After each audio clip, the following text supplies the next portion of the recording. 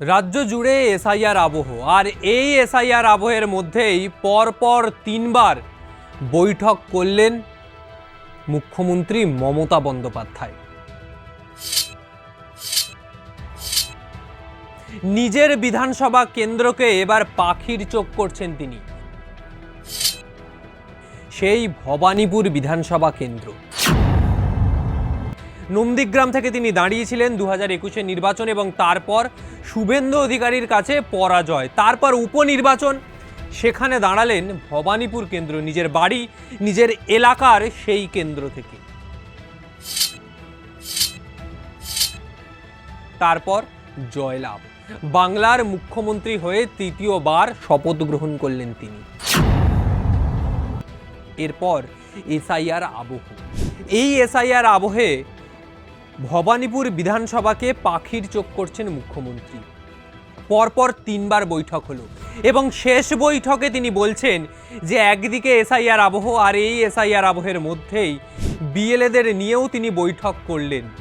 Hearing প্রক্রিয়া চলছে, আর এই হিয়ারিংয়ের মধ্যে যাতে ওই বিধানসভা কেন্দ্রের প্রতিটা ব্যক্তির হিয়ারিং সম্পন্ন হয় সেই দিকে নজর দিতে হবে, কোনো একজনও যেন এই হিয়ারিং থেকে বাদ না যান, সেইটাকে মূল কেন্দ্রবিন্দুতে রাখতে হবে। এবং তার জন্যই বিএলএদের আরও তৎপর হতে তিনি নির্দেশ দিলেন।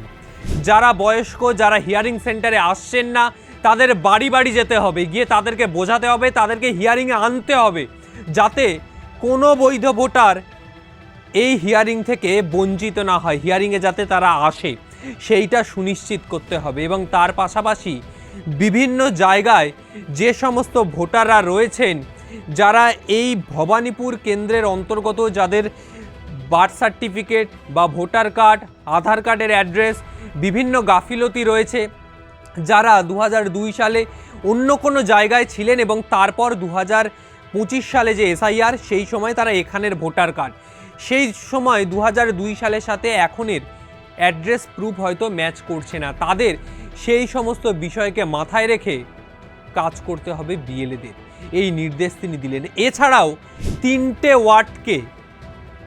ওয়ার্ডকে তিনি মূল কেন্দ্রবিন্দুতে রাখছেন, 62 নম্বর ওয়ার্ড, 64 নম্বর ওয়ার্ড এবং 72 নম্বর ওয়ার্ড। কেন 2টি ওয়ার্ড?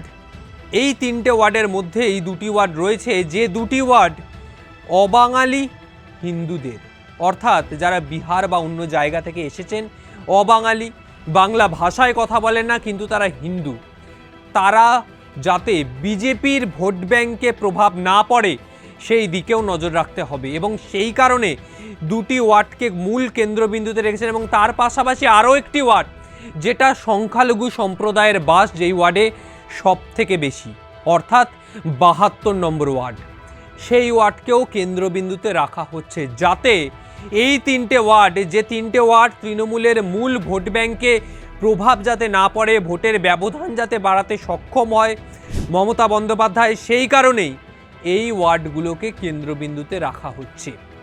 এসআইআর নিয়ে একদিকে যেরকম মমতা বন্দ্যোপাধ্যায় বৈঠক করছেন, ঠিক সেরকমই বৈঠক করেছিলেন অভিষেক বন্দ্যোপাধ্যায়। সমস্ত বিএলএদের নিয়ে তিনি বৈঠক করেছেন, শুধু বিএলএ নয়, কাউন্সিলর, এমএলএ, এমপি, সমস্ত স্তরীয় নেতৃত্বদের নিয়ে তিনি বৈঠক করেছিলেন। এই বৈঠক থেকে তিনিও কড়া বার্তা দিয়েছিলেন যে এসআইআর আবহে সাধারণ মানুষের পাশে আরও বেশিভাবে থাকতে হবে, আরও বেশিভাবে তাদের পাশে দাঁড়িয়ে তাদেরকে সাহায্য করতে হবে এই এসআইআর আবহে। কারণ কোনো বৈধ ভোটারের যেন নাম বাদ না যায়, যদি নাম বাদ যায় তাহলে কি হবে সে তো সময়ের অপেক্ষা। কারণ আমরা দেখেছিলাম, যদি কোনো বৈধ ভোটারের নাম বাদ যায়, আন্দোলন দিল্লির বুকে সংগঠিত হবে, এই বার্তা তিনি দিয়েছিলেন, এই বার্তা দিয়েছিলেন অভিষেক বন্দ্যোপাধ্যায়। এবং তারপর সেই আন্দোলনের আঁচ দিল্লির বুকে পড়েছে, দিল্লির বুক উত্তপ্ত হয়েছে। কখনো পার্লামেন্ট, কখনো জ্ঞানেশ কুমারের সাথে বৈঠক, অভিষেক বন্দ্যোপাধ্যায়ের সাথে বৈঠক জ্ঞানেশ কুমারের, আবার মমতা বন্দ্যোপাধ্যায় ও অভিষেক বন্দ্যোপাধ্যায় দুজনের সাথে বৈঠক। কিন্তু তার মধ্যেও মমতা বন্দ্যোপাধ্যায় একদিকে যেরকম গোটা বাংলা জুড়ে এসআইআর আবহ পর্যবেক্ষণ করছেন, ঠিক তার পাশাপাশি ভবানীপুরকেও কেন্দ্রবিন্দুতে রাখছেন। কারণ এই ভবানীপুর যে জায়গা থেকে তিনি মুখ্যমন্ত্রী হয়েছেন সেই কেন্দ্রে যাতে ভোট ব্যাংকে প্রভাব না করে, কারণ শুভেন্দু অধিকারী ইতিমধ্যেই ভবানীপুর কেন্দ্রকে টার্গেট করে ফেলেছেন।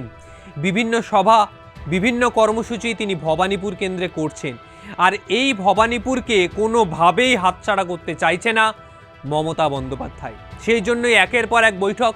ভবানীপুর নিয়ে বেশ উদ্বিগ্ন রয়েছেন তিনি, কারণ একটাই, এসআইআর আবহে যাতে ভবানীপুরের কোনো ভোটারের নাম বাদ না যায় সেই জন্যই। সামনে বিধানসভা নির্বাচন, এসআইআর আবহ শেষ হবে, নির্বাচনের দিনক্ষণ ঘোষণা, তার মধ্যেই এসআইআরের ফাইনাল তালিকা প্রকাশের পরই জ্ঞানেশ কুমার পশ্চিমবঙ্গে আসছেন, তারপরই সম্ভবত নির্বাচনের নির্ঘণ্ট ঘোষণা করা হবে, তারপরই নির্বাচন। আর এই এসআইআর আবহে আরও বেশিভাবে মাটি কামড়ে পড়ে থাকতে চাইছে তৃণমূল কংগ্রেস।